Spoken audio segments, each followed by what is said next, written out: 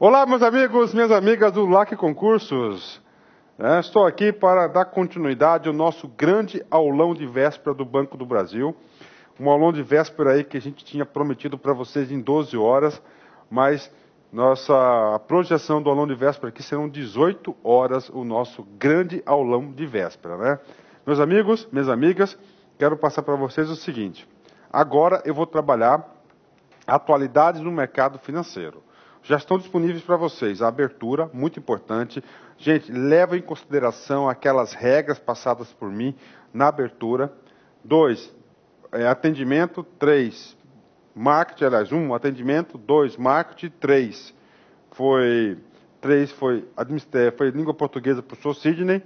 4 vai ser essa aqui, a atualidade do mercado financeiro. O professor Jefferson Fiel está gravando uma aula de raciocínio lógico matemático exclusivamente para vocês aí do Banco do Brasil. Tá certo, meus amigos? Então vamos lá, né? Então tá certo aí, deixa eu explicar para vocês aqui. Agora é a atualidade do mercado financeiro, né? Vamos aqui. Então é o seguinte, gente. Essa prova de atualidade do mercado financeiro são 5 questões, tá? Segundo o nosso tempo, são 2 minutos por questões que você deve aí evitar, você deve destinar para resolver as questões, no total são 10 minutos. Vamos lá. Professor, antes de você passar para as dicas, dá um preview para a gente. Cara, olha só, o momento que nós estamos passando é um momento de quê? De aumento da taxa de juros, um aumento da inflação, tá certo? O esforço muito grande do Brasil para combater a inflação, tá certo? Outro fato importante que está ocorrendo agora é a alta do dólar.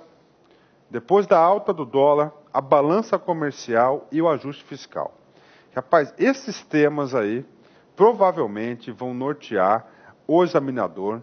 O examinador deve retirar as 5 questões desses assuntos aí. Tá certo? Professor, mas eu tenho que estudar economia, professor, para mim saber esses assuntos? Não há necessidade.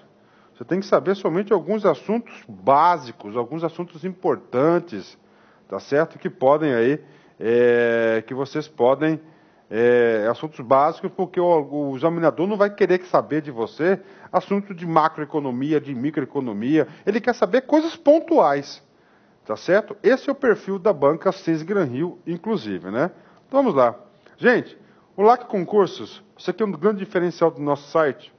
Nós gravamos todas essas aulas, todos esses assuntos que eu falei para vocês, ó, inflação, aumento de juros, balança comercial, aumento do dólar, combate à inflação, todos esses assuntos foram comentados para vocês nas aulas de atualidades do mercado financeiro. Nós disponibilizamos quantas aulas? 1, 2, 3, 4, 5, 6, 7, 8, 9, 10, 11, 12, 13, 14 videoaulas, tá certo? Do nosso curso regular, que nós comentamos esses assuntos. Vamos lá. Então, o primeiro assunto chama-se nova taxa Selic. Salvo engano, deixa eu pegar aqui a data, tá aqui. Pronto, né? Olha aqui.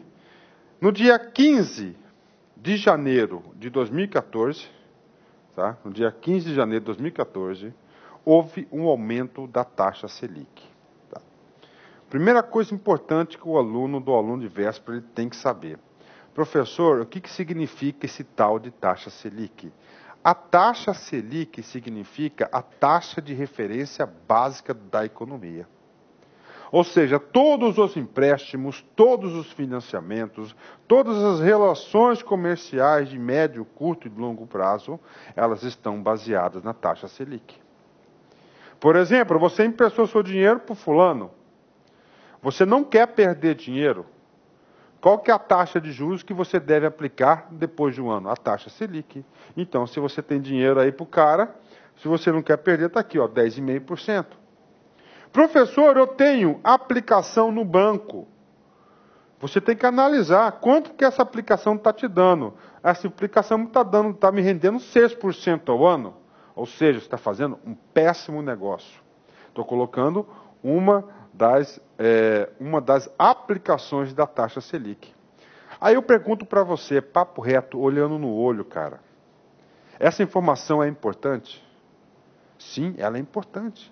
Então a taxa Selic é a taxa importante, tá certo? O Copom se reúne 4, 5 vezes por ano e define a taxa Selic. Então, primeira informação, qual que é o valor da taxa Selic vigente? 10,5%. Ok, tá certo. A prova de vocês serão no dia 9 de fevereiro de 2014. E aí, prof? E aí o seguinte, você tem que saber um histórico da taxa Selic. Por exemplo, se o examinador fez a prova antes do dia 15 de janeiro, que foi a publicação da nova taxa Selic, ó. Então essa taxa Selic aqui, ó, atenção no comando da questão. Passou a vigorar a partir do dia 15 de janeiro de 2014. Vou colocar aqui 2014. Só se o examinador fez a prova, por exemplo, no dia 13 de janeiro, a taxa nessa época era 10%. Tem que saber? Tem que saber. Porque lá no comando da questão, o cara pode falar, no dia 1º de janeiro de 2014, a taxa Selic era de 10,5%. Letra A, letra B, 10. Sim, letra B, 10. Então você tem que prestar muita atenção no comando da questão. Pronto. Então, primeira informação da taxa Selic, o valor atual. Segunda informação importante, 10,5%. Outra informação que o examinador pode querer saber de você. Houve um aumento em relação à taxa Selic anterior? Sim. Esse aumento foi de quantos por cento? De 0,5%, cara. Olha só, de 0,5%. Tá? 0,5%. Olha aqui, então esse aumento aqui, ó, é de 0,5%. Professor, o que é 0,5%? 0,5% é um aumento considerado radical na economia. Só que olha só, quantos 0,5%? Olha só. Olha aqui, quantos 0,5%, gente, ó. Outra informação importante. Quantos aumentos consecutivos? Ó, 1, 2, 3, 4, 5, 6, 7. Então foi o 7º aumento consecutivo da taxa Selic. Outra informação importante que você deve saber para a prova, que 10,5%, última vez que foi 10,5%, foi exatamente em janeiro de 2012. Em janeiro de 2012, foi exatamente 10,5%. Nessa época aqui, janeiro de 2012, o governo começou uma política de redução da taxa de juros e ampliação do crédito através dos bancos. Pois a taxa Selic começou aí com uma grande alta. Agora vocês têm que saber também o motivo que o governo teve para aumentar. O principal motivo chama-se combater o tal da inflação. Professor, então a taxa Selic controla o fator inflacionário? Sim, é um dos dispositivos muito eficientes, por sinal, que controla aí a inflação no Brasil. Aumento da taxa Selic significa dizer que o governo retira dinheiro do mercado, retira dinheiro dos bancos, retira dinheiro do povo. Mas, professor, eu não entendi por que o aumento da taxa Selic retira dinheiro dos bancos. É muito simples, cara. A taxa Selic, ela vai remunerar, basicamente, né, a Câmara Selic, o quê? Os títulos públicos. Então é o seguinte, quanto maior a taxa Selic, mais atrativo fica o quê? A remuneração dos títulos públicos. Então, se você tem um dinheirinho guardado, o que você faz? Eu vou aplicar nos títulos públicos, que está pagando bem.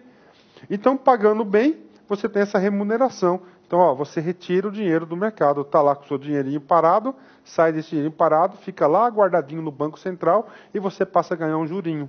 Outra consequência importante que o examinador pode querer saber de você. Professor, quem que paga essa conta desses juros altos aí? Gente, nós, você, eu, todo mundo. Tá? Isso aqui aumenta os gastos públicos no país. Quem vai pagar isso aí vai ser o Tesouro Nacional. Gente, então olha só, atenção, cara, isso aqui é importante demais. Esse assunto aqui pode ser assunto de atualidades. Isso aqui pode ser assunto de conhecimentos bancários. Isso aqui pode ser um texto base da sua redação. Isso aqui pode ser objeto, aliás, isso aqui pode ser objeto de interpretação de texto da sua prova de língua portuguesa, cara. Então, olha quantos assuntos inerentes à taxa Selic, tá certo? Então, taxa Selic, a probabilidade de ser cobrado na prova é muito grande. Então, essa é a primeira dica, tá? Então, todos esses fatores importantes, anotem no caderninho de vocês aí e vão para a prova, né? Vamos lá, professor. Segunda dica do aulão de véspera de atualidades. A probabilidade do examinador querer saber de você,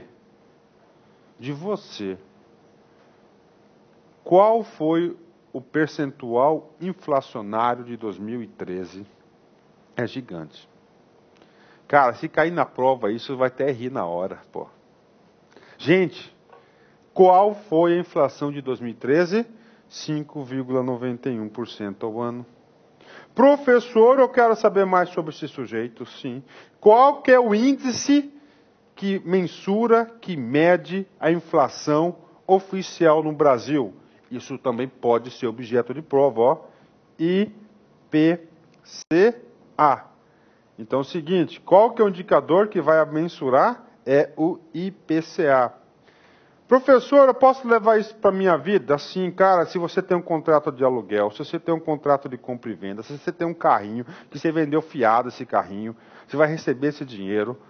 Aconselho vocês o seguinte, utilizarem o indicador oficial do governo. Então, o indicador oficial do governo, qual que é? É o IPCA. Tá? Inclusive, vários governos estaduais utilizam esse mesmo indicador. Tá certo? Então, IPCA. Qual que é o valor da inflação? 5,91%. Ok. Professor, dá uma ampliada nesse assunto? Claro que eu vou dar uma ampliada nesse assunto, né? Você sabe o seguinte, primeira coisa que você tem que saber, cara, 5,91%. Papo reto, eu quero o seu conhecimento aí, cara. Vamos lá, eu vou te encurralar, cara. Presta atenção aí. 5,91%. Uma inflação alta, baixa ou média?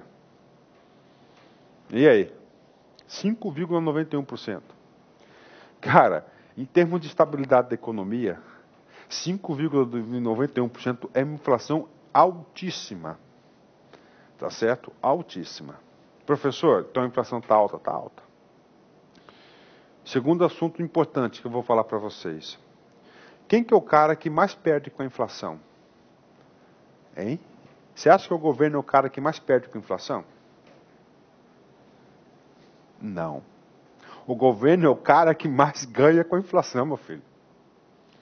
É chamado imposto inflacionário, inclusive, porque você vai pagar imposto de renda. É um percentual. Então, quanto mais dinheiro, quanto maior o preço dos produtos, maior será o imposto. O cara que mais perde é aquele que não consegue se proteger com a inflação. Principalmente a classe D, a classe E, a classe C, que não tem mecanismos de proteção contra a inflação. O cara está lá com o dinheiro guardadinho. Tá certo? Ok? Valeu? Então é o seguinte, uma inflação alta. Essa inflação alta, ela empurrou a decisão do Copom, é o cara que define a taxa Selic, e aumentou a taxa Selic para 10,5%. E a tendência ainda é de alta, tá certo? O Brasil está em xeque. Vamos lá. Então é o seguinte, no dia 10 de janeiro, isso aqui é potencial questão de prova, cara, não tenha dúvida disso. Então, o examinador pode querer saber de você essa informação simples, dá para saber. Inflação oficial fecha 2013 em 5,91%, diz IBGE. Tá? Vamos lá, gente. Professor, o que esse cara aqui, isso aqui é inflação mês a mês. O cara pode estar colocando para vocês aqui, ó. Só para vocês terem uma ideia. Em dezembro de 2012, a inflação do mês de dezembro foi 0,79%. E a inflação do mês de dezembro de 2013 foi 0,92%. O número, o ano foi 5,91%. Importante. Só isso é importante? Não. Tem que saber também que o mês de dezembro teve um pico inflacionário de 0,92%, que todo mundo ficou assustado com esse indicador. papo reto, papo reto. Então o cara pode cobrar isso. Professor, o que é esse cara aqui? IPCA, esse aqui é o indicador inflacionário oficial no Brasil. Tá? Então aqui, fazendo uma análise para vocês, né? A inflação começou com 0,86, foi baixando, deu uma subidinha, baixou, e depois só foi tendo alta aí, tá? Importante, então olha só, 0,91 tem que saber, 0,82, mês de dezembro. É importante também que o examinador pode querer fazer uma comparação, que a inflação de dezembro de 2012 foi 0,79. Olha, eu vou falar para vocês aí, cara, atualidades aqui no LAC é batata, hein, cara? Vou falar para vocês, a gente acerta mesmo aí, viu? E a gente não vou falar que nós vamos acertar todas as 5 de atualidades, mas pode ter certeza que as questões vão circular, as questões irão circular desses comentários que a gente está fazendo. Professor, o que é mais de inflação? Você tem que saber por grupos inflacionários. Por exemplo, o examinador pode querer saber de você qual que foi o grupo que teve maior representação do fator inflacionário de 2013. Qual que foi? Está aqui, ó. Alimentação. Vocês aí que vão no supermercado, cara, que foi ontem, você achou que os preços estavam baixos ou altos? O cara aqui está dando tão um gesto obsceno aqui que eu não posso passar aqui. Mas alto, então, o fator alimentação, atenção, foi aquele que mais pesou na inflação de 2013. Tem que saber? Claro. E qual que é o número do sujeito? 8,48. É muita coisa, cara. Muita coisa. Professor, qual que é o segundo item? Despesas pessoais. Professor, o que esse cara aqui, despesas pessoais, professor? É o corte de cabelo, você vai fazer a unha, são os pequenos serviços aí que você utiliza, tá certo? São despesas pessoais. Professor, e o terceiro? O terceiro está aqui, ó, educação, tá? Então, meu amigo, minha amiga, você tem que saber o primeiro, que é 8,48, que é alimentação. Você tem que saber, ó, vou colocar aqui, ó, colocar até a caneta preta. Cadê minha caneta preta? Está aqui, ó. alimentação. 2, despesas pessoais. E 3, educação. 8,48. 2, 8,39. E 3, 7,94%. Fechou? Pronto. Valeu, meus amigos. Vamos lá. Olha só, metas de inflação. Metas de inflação, você tem que saber o seguinte, que essa meta de inflação tem um tal de central, meta central de inflação. Olha só. Professor, qual que é a meta central? A meta central é o objetivo primordial, que é 4,5%. Professor, então qual que é a meta central do Brasil? 4,5%. Só que o que acontece? Essa meta aqui, ela tem uma variação de menos 2 e de mais 2. 4,5 mais 2, 6,5.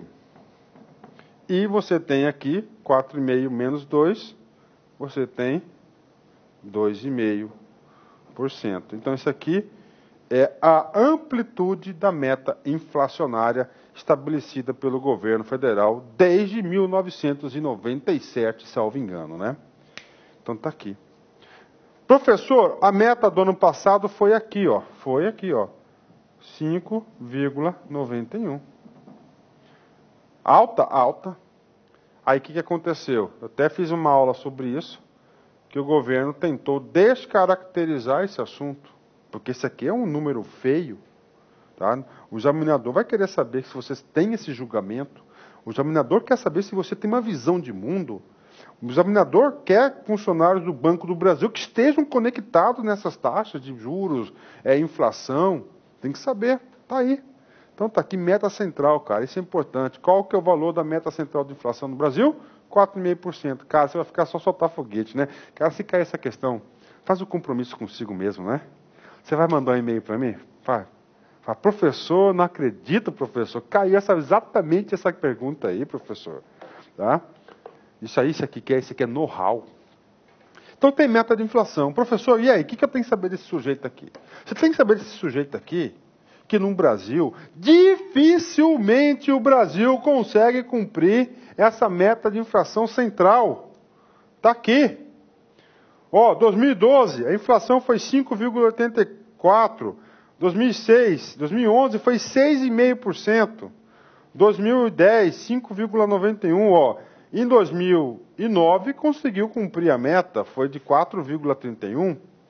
Tá certo? Os anos que o Brasil conseguiu cumprir as metas aí. Anotem aí, que ficou abaixo de 4,5%. 2006, 2007, 2009. Professor, fala o número, vou falar. Anota aí, 2006, 3,14. 2007, 4,46. 2009, 4,31. Então, essa aqui é a inflação do Brasil. E eu falo para vocês, a gente fez uma aula fantástica, tá certo? A gente fez uma aula fantástica aí, dessa aula chamada Metas de Inflação. Está lá no Mercado da Atividade Financeira, que dá assistida nessa aula aí. É muito importante esse assunto para vocês que vão fazer a prova, porque ele dá uma visão global da economia brasileira. Vamos lá, próxima dica, uma dica diferente. Vídeo institucional do Pronaf, né? Você sabe baixar vídeo do YouTube, Glauber? Sabe, né? Então é o seguinte, aqui está um link para vocês, tá? Então vocês têm que assistir esse vídeo aqui. Vamos rodar esse vídeo aqui. Olha aí. Preparamos uma surpresa para uma funcionária do Banco do Brasil entender o significado do trabalho dela e de todos os 120 mil funcionários do banco. Meu nome é Daniela Alessandra Pedroso. Vou contar uma pequena história para vocês. Minha vida se resumia na estrada. Eu viajava demais, todos os dias praticamente. Eu tinha uma equipe de vendedoras de semijoia e confecção. E é onde eu deixava a mercadoria e depois de algum tempo eu passava fazendo o acerto do que elas tinham vendido. E cada dia numa cidade. Então, praticamente eu folgava uma vez por semana. Tava bem desanimada, tá? Tipo, a gente pagava pra trabalhar sem contar o risco da estrada. E aí eu não tava vendo meu filho crescer, porque eu saía de madrugada ele dormindo e eu voltava à noite ele dormindo. E foi aí que eu fui pensando, será que vale a pena? Nunca tive preguiça, sim, vamos arregaçar as mangas e vamos, né? Comecei do zero. E aí a horta começou, nós fizemos uma horta pra despesa. Era cercado de bambus, uns 3, 4 canteirinhos. E aí meu pai um dia chegou lá, nós estamos com um pé de alface lindo, nós não estamos vencendo comer, vamos perder. Você tem tantas amigas, oferece para suas amigas. Eu falei, pai, vamos colher uns 50 pés então e vou sair oferecer. Pelo menos para pagar a despesa das sementes, né? Não foi uma hora, eu voltei com R$25. Nossa, o negócio não é ruim não. Eu fiz 2 anos de rua, comecei como verdureira mesmo, batendo de porta em porta. Eu comecei a lotar a picape mesmo, pelo teto. Enquanto não vendi o último pé, eu não vim embora. Não tínhamos água, né? E usávamos a água de um vizinho, porque se você não tem água, você não tem nada numa propriedade. E do nada cortaram a minha água. E eu fiquei desesperada, falei, bom, agora vou ter que parar com a horta, o que eu vou fazer? Minha família dependia da horta para sobreviver. Você vê lá no fundo do poço, falo, gente, na hora que a coisa tá começando a dar certo, eu não dormia, ficava muito nervosa, minha mãe mais ainda. E até que me falaram que o governo tinha um projeto em parceria com o Banco do Brasil, o Pronaf, que fazia financiamentos para pequenos produtores, né? Agricultura familiar, pequenos produtores, que era o meu caso. Eu tô salva.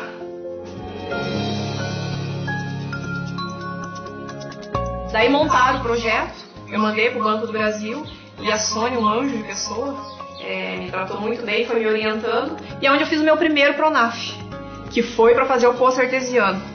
Eu falei, meu Deus, tudo ou nada, né? Então eles chegaram assim com 3 caminhões e já foram colocando os canos e furando. Foi questão de 2 horas estava furado o poço. Falei, nossa, minha vida se resumiu em 2 horas. Graças a Deus, com 68 metros já começou a captar água e foi perfurado 116 metros. Hoje eu tenho 10 mil litros d'água por hora. Naquele ano eu tripliquei minhas vendas, que eu expandi. Aí eu pude crescer.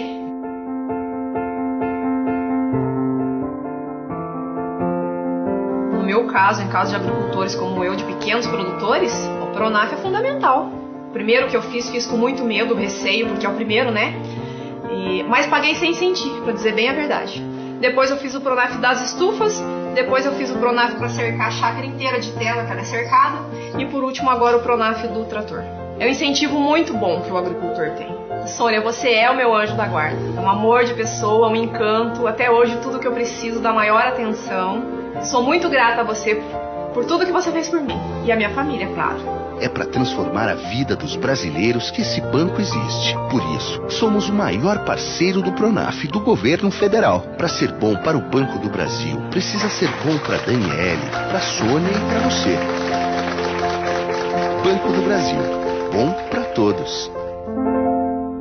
É isso aí, galera. Você viu?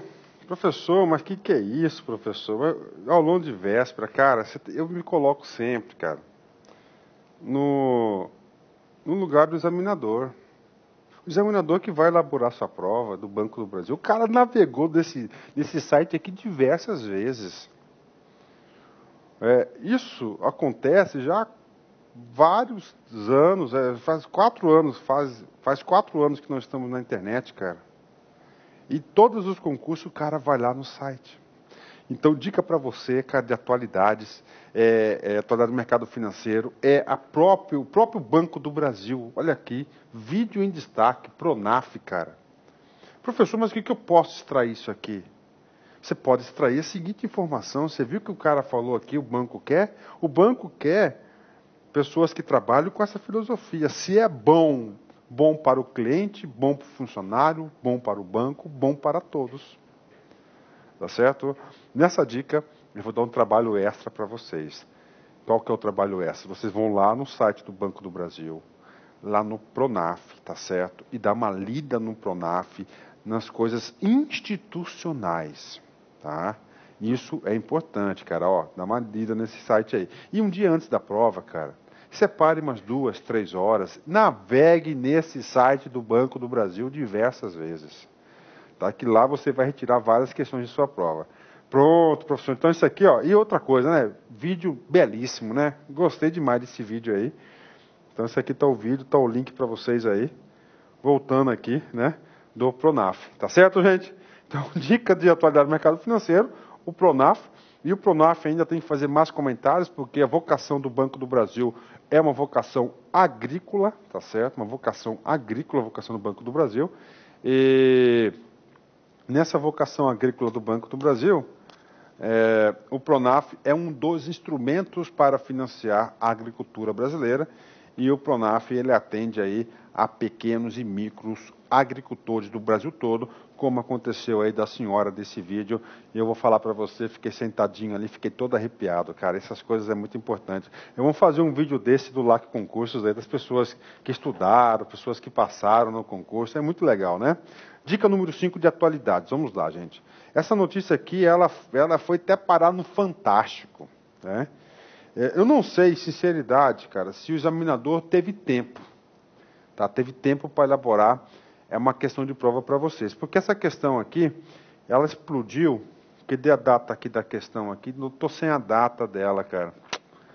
Estou sem essa data aqui. Mas ela explodiu aí, aqui, no dia 15 de janeiro, né? 15, 16 de janeiro. O que aconteceu? A Caixa Econômica foi acusada de fraudar o seu balanço, um lucro mentiroso de 420 milhões. E essa foi a notícia, né? Já pensou uma instituição como a Caixa Econômica, cara, super de credibilidade? Para mim, assim, eu já trabalhei tanto na Caixa Econômica, trabalhei tanto no Banco do Brasil, são 2 instituições maravilhosas, conheço as duas, tenho vários amigos que estão nessas 2 instituições, mas se o cara chega e joga no vento assim, a Caixa Econômica aconteceu isso, isso é uma notícia de impacto, internamente e externamente. Porque o investidor vai falar, poxa, se a Caixa Econômica está pisando na bola, imagina os outros bancos. Imagina. Né? Então você tem que saber o que aconteceu.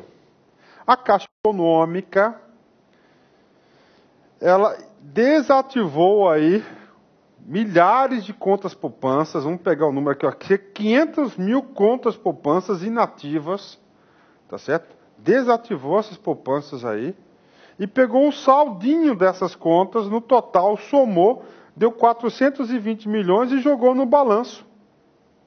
Pronto. Bateu na auditoria do governo?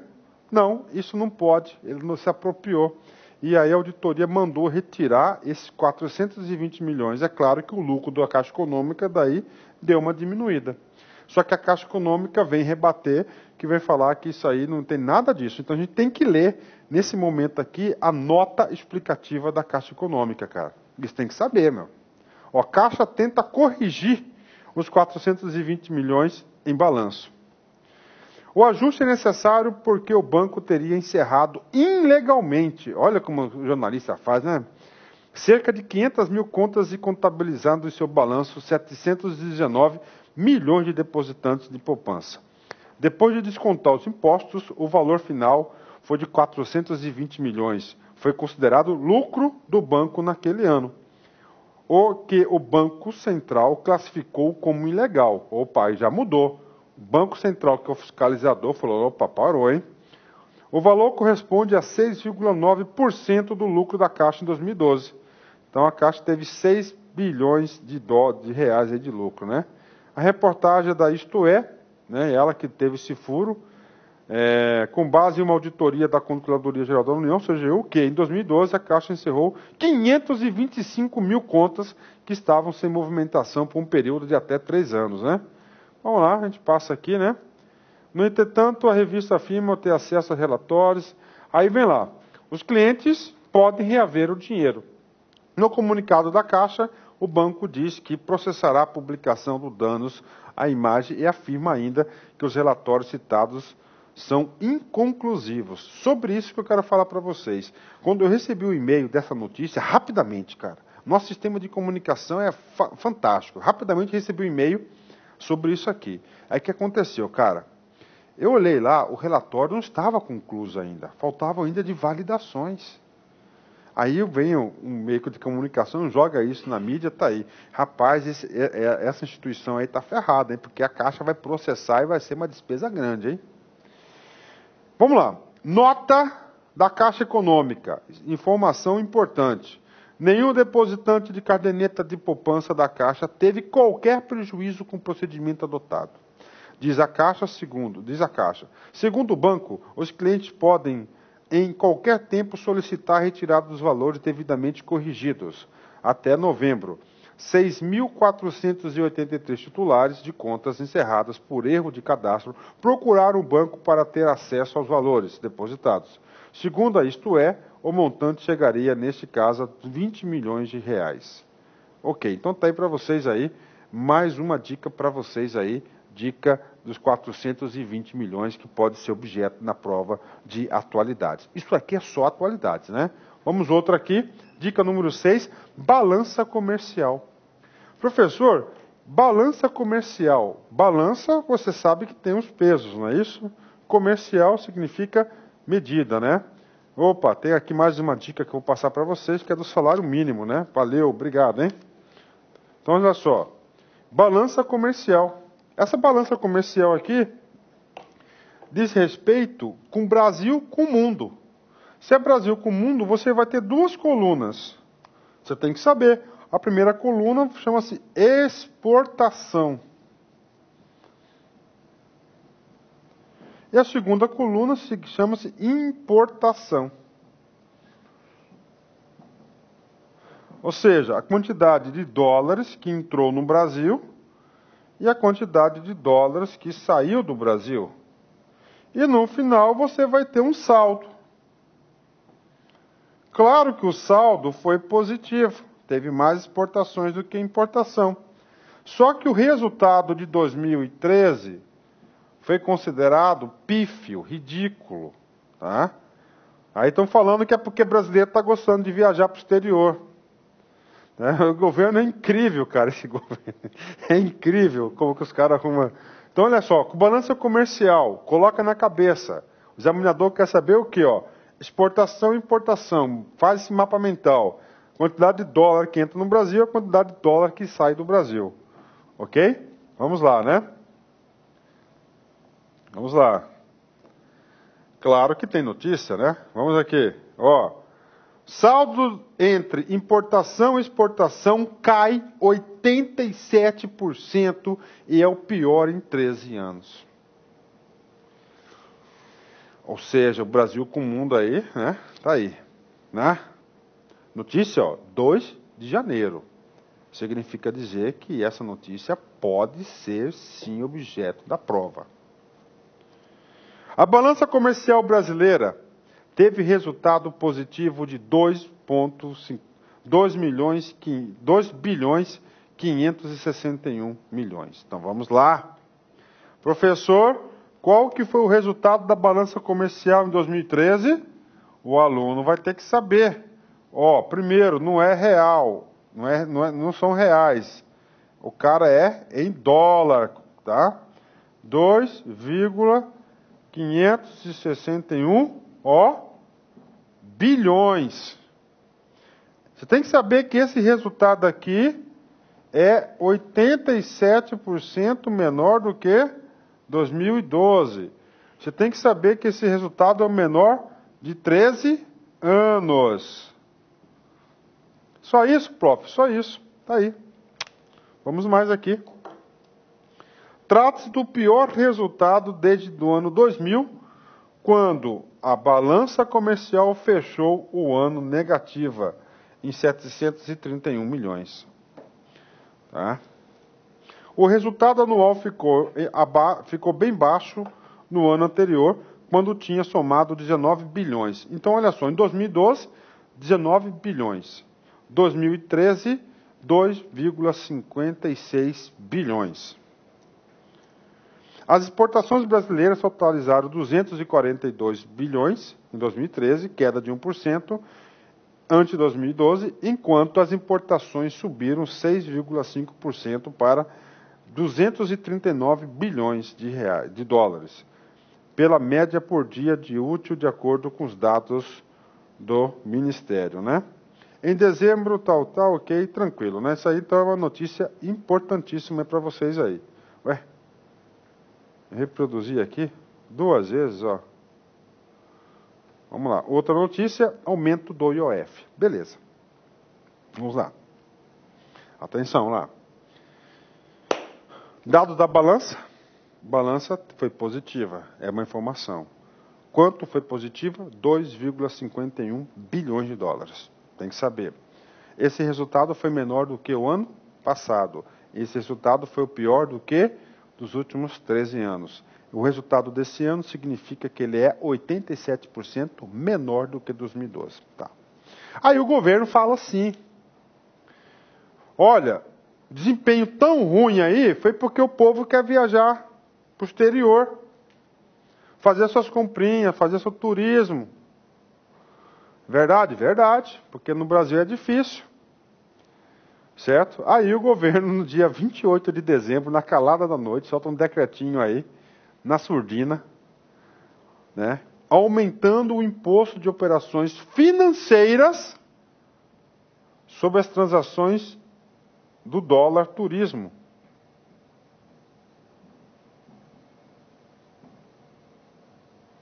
Ele aumentou de 0,38% para 6,38% a compra de dólar em espécie e Travel Checks, que é aquele cartão verdinho que você carrega ele e viaja para o exterior. Então ele aumentou aí de 0,38 para 6,38, cara. Tá?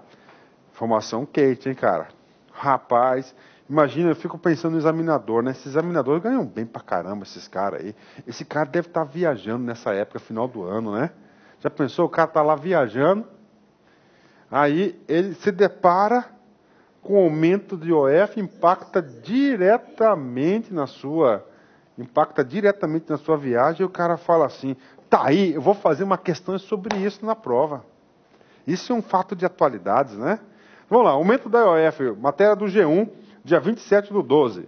Governo eleva IOF para saque em moeda estrangeira e cartão pré-pago. A partir de sábado, dia 28, a alíquota será elevada de 0,38 para 6,38. Operações passam a ter a mesma tributação e uso de cartão de crédito. Professor, o que esse cara está falando aqui? Ele está falando o seguinte, se você tem seu cartãozinho de crédito e vai para o exterior, qualquer despesinha que você fizer lá, você vai pagar 6,38% de IOF na fatura. Tá? Ok. Antes dessa medida, muita gente fazia isso. Em vez de você pagar 6,38 na fatura, Ia em qualquer casa de câmbio, comprava o dólar em espécie, né? Ou euro, né? Qualquer um dos dois, ou outra moeda, comprava em espécie e viajava e pagava lá, porque o imposto das operações financeiras do IOF eram 0,38. Então passou para 6,38. Então agora as operações de cartão de crédito, câmbio manual para turismo 6,38 e 6,38 também para Travelers Money, quinta-feira, dia 27, que será elevada a alíquota. Ok, já falamos sobre esse cara aqui, né? Aqui, segundo o governo, qual que é a justificativa do cara? É evitar que um meio de pagamento seja preterido por outros em decorrência de sua estrutura de tributação. Então ele está querendo igualar as coisas aqui, né?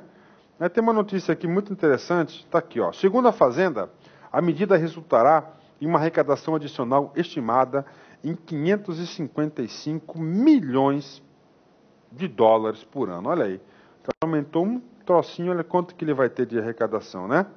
Ok, tá tranquilo aí, quero que vocês aí dêem uma lida aqui. Sobre esse cara aqui, eu quero dar uma dica para vocês quentíssima sobre isso. Atenção, meus amigos, olha só. Não deu para preparar a aula sobre isso, mas está relacionada, quero comentar com vocês. Ontem no Jornal Nacional, o William Bonner lá anunciou o seguinte: apesar das medidas do Brasil em aumentar os impostos, principalmente o imposto de operações financeiras, o aumento do gasto dos brasileiros no exterior ainda aumentou muito e está só crescendo. Então você tem que ligar isso aí. Agora você tem que entender por que lá é mais barato. Cara, lá, rapaz, é muito mais barato que aqui. Tá? Então não tem jeito, cara. O cara viaja lá, o cara fica louco, meu filho. O cara fica louco. Então ele vai... Eu conheço gente que só compra coisa lá fora, não compra nada aqui. E o pacote de viagem, e o custo dos pacotes de viagem abaixaram muito. Abaixaram muito mesmo, tá? Abaixaram muito. E então o transporte baixou muito, então ele consegue deslocar e o governo quer ir. Agora, em vez de fazer isso, tinha que se preocupar com os preços internos. Está aí a inflação subindo, tá certo? Inflação subindo, a estrutura tributária no Brasil é muito cara, tá? Vamos lá, professor, dica 9, sim. Essa dica aqui não tem a ver de atualidade do mercado financeiro, mas o professor aí colocou essa dica aí para vocês. Gente, ó, no mínimo, papo reto com vocês, uma questão versará sobre esse sujeito aqui, ó. Código de Ética do Banco do Brasil. No mínimo, uma questão versará sobre o Código de Ética do Banco do Brasil, tá? Então é o seguinte, você vai ter que ir lá no site do Banco do Brasil, baixar o Código de Ética, bem na página inicial, tá aqui, ó, clientes, tá? Funcionários e colaboradores, fornecedores, acionistas, investidores, credores, parceiros, concorrentes, governo, tá? São aí os tópicos, está faltando mais dois caras aqui, deixa eu consertar aqui, que é comunidade e órgãos reguladores, né? Então, cara, olha, vou falar para vocês o seguinte, ó. Tá aqui, professor. Isso aqui são os tópicos do Código de Ética. Professor, é 2 paginazinhas. Você tem que ler esse cara aqui, cara, 3 vezes.